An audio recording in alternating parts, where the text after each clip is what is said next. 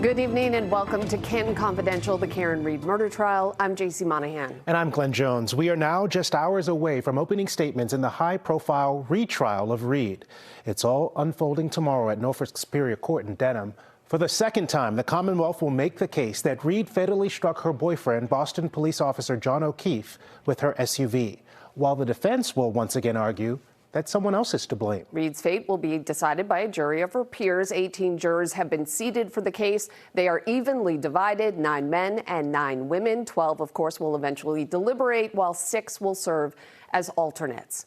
But as we move closer to the retrial, we want to take a look back at how we got here. It all starts 3 years ago at 34 Fairview Road in Canton. January 28th, 2022. It's been a long couple of days trying to forecast this thing. Now it's on top of us. With a blizzard in the forecast, over 2 feet of snow, plus the tides. And warnings for everyone to stay home. To the fullest extent possible, stay off the roads. Karen Read and her boyfriend, Boston police officer John O'Keefe, were out enjoying the final hours with friends and colleagues before the snow fell. We were happy, having fun, laughing. The pair started the night at C.F. McCarthy's in O'Keefe's hometown of Canton before meeting up with a who's who of law enforcement, all at the Waterfall Bar. Did you ever feel you were overserved that night, as they say? No. But as the closing bell at Waterfall came and went, the group wasn't ready to call it a night. The group gathered at 34 Fairview Road, the home of retired Boston police officer Brian Albert and his wife Nicole. Nicole's sister, Jennifer McCabe, invited John and Karen. Prosecutors say when John got out of Karen's SUV at the house, Read backed into him, killing him, then left him to die in the snow. The defense says otherwise. John walked into an element of hostility in that house. John O'Keefe got out of a car, walked into the house, was sucker punched, fell, hurt himself, and then ultimately his body was moved. Read's defense is that she was framed, pointing the finger at former and current law enforcement who were at the after-party that night and those who conducted the ensuing investigation. Innuendo is not evidence. False narratives are not evidence. However, what evidence does show is that John O'Keefe never entered the home at 34 Fairview Road in Canton the night he died. That's Norfolk County District Attorney Michael Morrissey in an unusual out-of-court video statement. Although he's been mostly quiet since that message in 2023, his actions have made one thing clear. He believes only Karen Read is responsible for John O'Keefe's death as he tries her for murder for a second time. Now, Karen Read is on trial for 3 charges in connection with John O'Keefe's death: second-degree murder, motor vehicle manslaughter while driving under the influence, and leaving the scene of a collision causing injury and death. All right, let's bring in NBC10 Boston legal chief analyst Michael Coyne. Michael, this retrial is setting itself up to look different from the first trial, but is there such a thing for the Commonwealth, for example, to have a fresh start to try to reach that guilty verdict? Well, they hope so, because the first trial was not successful on any level. So what they have to do is focus their case a little differently, a lot tighter, I think you'll see. Some of the early witnesses we won't see this time.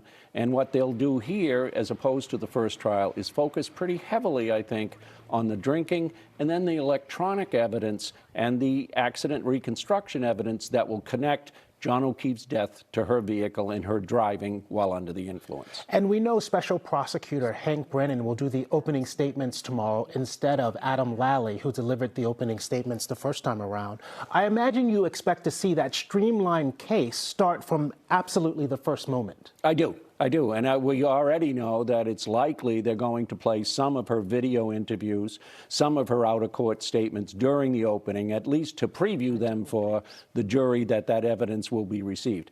I think that's a strong piece that will help support the government, because on many of her out-of-court statements, they're not always consistent. And that's the problem when you're talking to the media and making a lot of out-of-court statements in advance of trial. Defense attorney David Yannetti did the opening for the defense the first time around. This time it's Alan Jackson who's going to be doing it. So same question. Do you expect it to have a different tenor? How different would that be, or that you would expect between the two? Well, I thought David Yannetti did a terrific job the first time. So you said his first line, right? She was framed. Right. And so I'm a bit surprised that there's a pivot here. So I do think we should expect something slightly different, but at least from the pretrial motions, we know that they still at least have said they're going to argue the third-party culprit defense, and we know they spent a lot of time with Chloe the dog as well. I worry that both of those things are creating burdens that they shouldn't create. To me, it's always been a reasonable doubt case for the defendant, and I would play heavily with respect to the snowy night, the sloppiness of the collection and preservation of evidence, and that she's a scapegoat. And that's, I think, a slightly softer tone than what we saw in the first go-round. True. All right, Michael, stay right there, because obviously we have a lot to talk about. Like any murder trial, the prosecution's case relies heavily on the police investigation, but the quality of the Karen Read investigation, as we've talked about a lot here, has come under almost as much scrutiny as the defendant herself. Yeah, from the Canton Police Department and Mass State Police, we reviewed some of the first trial's most scrutinized police work and found out the way murders are investigated in the Bay State is quite unique. What is that? A memorable moment. Those are the plastic cups with the coagulated blood. In a high-profile murder trial. Can you read what's on that bag? Stop and Shop.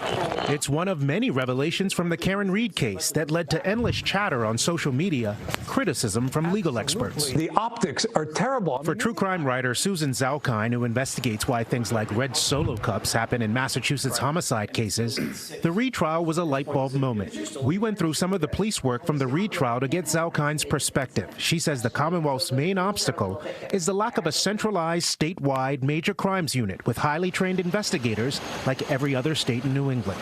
The problem with how Massachusetts investigates homicide is that we use a localized approach. In Massachusetts, the law says the DA designates who investigates homicides. Save for a handful of big cities, 14 counties are consolidated into 11 state police detective units, embedded locally with district attorneys' offices. While state police say this organizational approach gives troopers fast crime scene response time, Zalkine says she hasn't seen the same structure anywhere else and calls it ripe with conflicts. That is a clear example of protect your own culture. She says the Bay State way is why Boston cop Brian Albert was in question for days by troopers, even though the victim, John O'Keefe, another Boston cop, was found incapacitated on his front lawn. You have Michael Proctor saying that the reason he didn't go into Brian Albert's home was because he was a Boston cop. But you wrote, nope, the homeowner's not going to get any because he's a cop, right? That's not what I meant by that. Everybody knows everybody, right? The same localized units are working murder cases rather than bringing in a specialized force. Massachusetts State Police has a homicide solve rate above 90% over the past 5 years. That is far better than the national average. But here's an interesting note. The murder of John O'Keefe is classified as solved. That's because the investigation resulted in the arrest of a suspect. That suspect, of course, is Karen Read. Our courtroom insider Sue O'Connell joins the conversation now, and Michael Coyne is still with us. So, Sue, you were in the courtroom for a lot of that police testimony. I have to admit, sometimes my eyes were able to pop out of my head based on what I was hearing. Are you surprised there hasn't been more law enforcement fallout since the first trial? And how do you expect some of this to impact the second time around? Sure. I mean, I think the fallout has definitely been with public opinion. You know, in part of our Commonwealth Confidential, I went out and talked to folks, and people definitely were reacting, regular people, to how they saw the state police acting. When it comes to local police, of course, we had the Canton police audit, and it showed a lot of sloppiness. It didn't show any conspiracy. It didn't show any, anything done on purpose, but there was a lack of training and a lack of following standard procedure. And of course, that has resulted in a changeover of some people on the Board of Selectmen in Canton. I mean, I've been saying all along, every single city and town should be auditing their police department on a regular basis. And one of the naive things I had going into this case is how shocked I was at what I heard in the courtroom, like you. And some of the more, I was going to say jaded, but experienced court watchers were like, small police departments all across the country are undertrained. And if they did their jobs the way that we expect them to, like we see on TV, on Law and Order and Murder, She Wrote, then therefore we would have fewer problems. But also, very few defendants actually go to trial. They plead out. So therefore, some of these inadequacies don't actually get the light shed on them because we don't know about them. They don't go that far. The audit did say they needed more training and a bigger budget, by the way, to make all of this happen, to even have the proper things in the car when, going back to the solo cups, when you're trying to collect evidence. Now that all of this is out here, Michael, how does the prosecution handle law enforcement on the stand? You've got to own it. You know, one of the phrases we use is draw the sting. So when you put those witnesses on, you've got to pull all of the bad stuff out on direct examination, because the defendant is going to kill it on cross with that area anyway.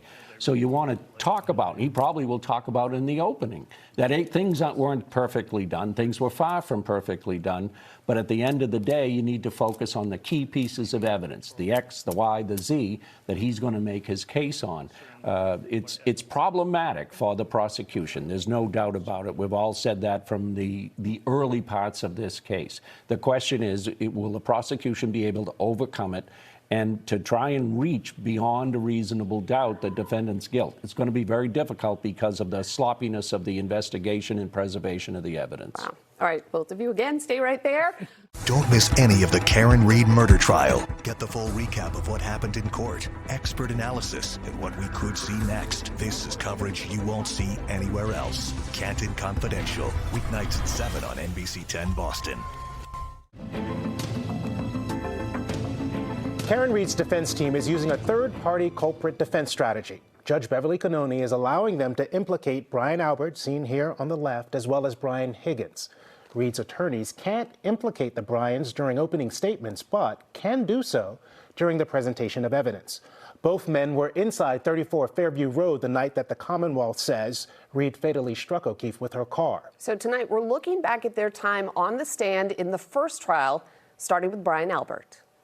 Hear ye, hear ye, hear ye. Brian Albert remembers the late-night gathering at his home at 34 Fairview Road, January 28th, as a fun time.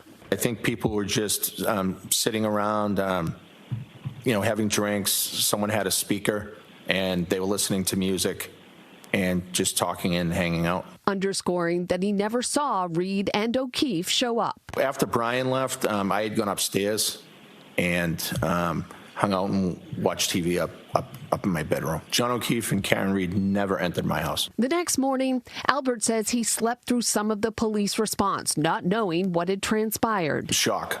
That's how I would describe it. Everybody's reaction that morning was utter shock. Read's attorney, Alan Jackson, handled the cross-examination. Isn't it true that you were asked the question whether or not you knew Karen Read? Albert initially testified that he didn't know or hardly knew Karen Read, but the defense showed this photo of Albert and John O'Keefe 6 days before the incident. Read allegedly took the photo. Karen Read took the photo. You're literally staring right at her, correct? I don't know who took the photo. This video then showed Albert and Read seemingly talking at the Waterfall Bar and Grill the night before O'Keefe died. Did you or did you not have conversations with Karen Read that night? I do not recall having conversations with Karen Read that night at all, no. The next morning, Albert said he and his wife slept through the screams and emergency vehicles outside his bedroom window. And your explanation is that you and Nicole and Chloe, the German Shepherd, all slept through the entirety of that commotion on your front lawn. Yes. Read's defense team also accused Albert of getting rid of his cell phone 1 day before receiving a state order to preserve his data. Albert responded he needed an upgrade. I'm sure that the data's not there anymore. I'm sure. It's destroyed, sir, correct? I don't know that for a fact. Attorney Alan Jackson then asked why call logs show calls between Albert and his friend Brian Higgins around 2:20 in the morning. Albert denied they ever spoke until later that day. All right, we want to bring back Michael Coyne and bring in Ronald Estanislao, who served in the jury in the first trial. Did I get it right? Was I even close? You got it right. Well done. Perfect. Thank you very much. Okay, so tell us a little bit about when Brian Albert was on the stand. You were so close. We know the jury box was right there. How did he come off to you? Believable, credible? What did you think? It seemed very calculated. Right, or scripted, for lack of a better term, of when he was having conversations and testifying. And do you think that meant subliminally that he was hiding something? I don't know. I can't say for sure. All I know is it was very scripted.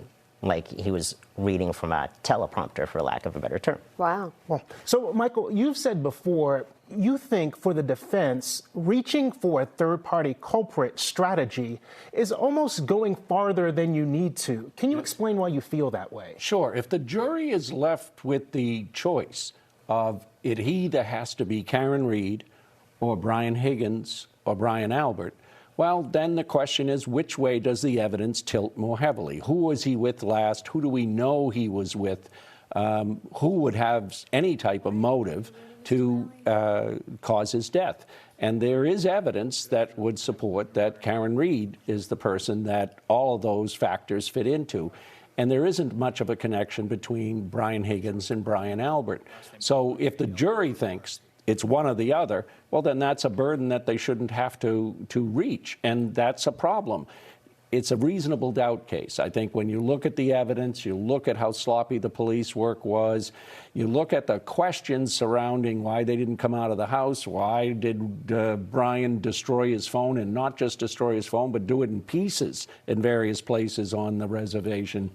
I think you've got a pretty good reasonable doubt case. Okay, hang on right there, Michael, because we want to continue on with this line. Let's turn to the other man the defense will be implicating, Brian Higgins. The defense alleges he had a motive to kill John O'Keefe. Here is a look at just some of his time on the stand. As we were walking out, the defendant planted a kiss on me. It only happened once, ATF agent Brian Higgins testified, but that kiss between him and Karen Reed was the focus of hours of testimony.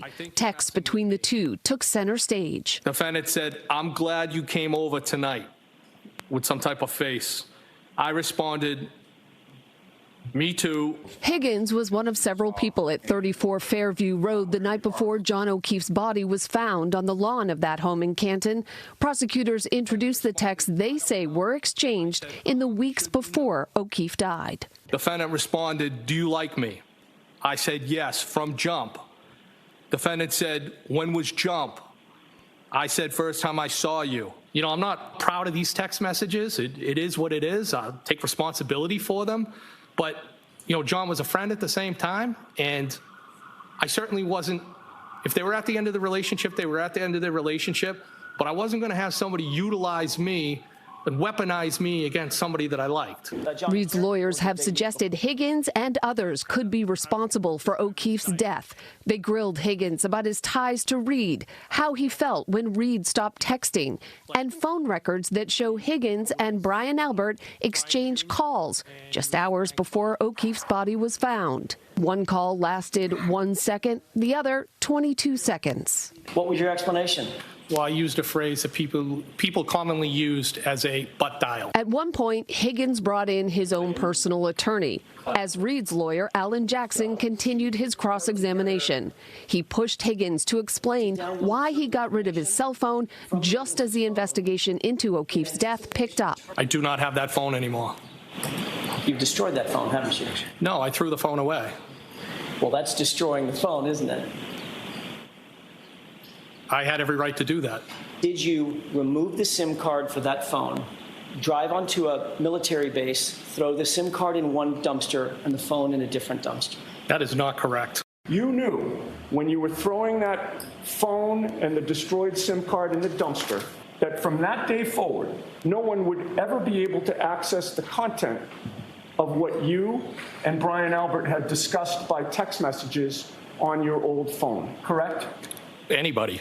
Higgins argued that in July of 2022, the target of an investigation he was working on got his personal number, so he needed to change it. But the defense pointed out he waited until September to get that new phone. September 29th of 2022, you changed your phone number and got a new phone. And then September 30th, the next day, you were served with the preservation order, correct? I got the preservation order on the 30th. That's correct. So, Ronald, you've said previously that you were prepared to acquit Karen Reed after this trial. I wonder if that's more because you felt like the Commonwealth did not prove its case, or because you believed someone other than Karen Reed was responsible for John O'Keefe's death. Honestly, I believe it was the Commonwealth did not prove beyond a reasonable doubt that she was guilty. And that's the standard. Right. And when you, okay, so I was uncomfortable listening to Brian Higgins have to read those texts. Nobody wants to read any text they send out loud. What was it like in the court when he's reading the text between? We were actually having problems trying to understand. So we didn't really see the screen was very small of what they were trying to present to us, but it was very uncomfortable when he was reading those personal texts and private texts between the two of them in the exchange. So it felt the same in there as it did as we were watching.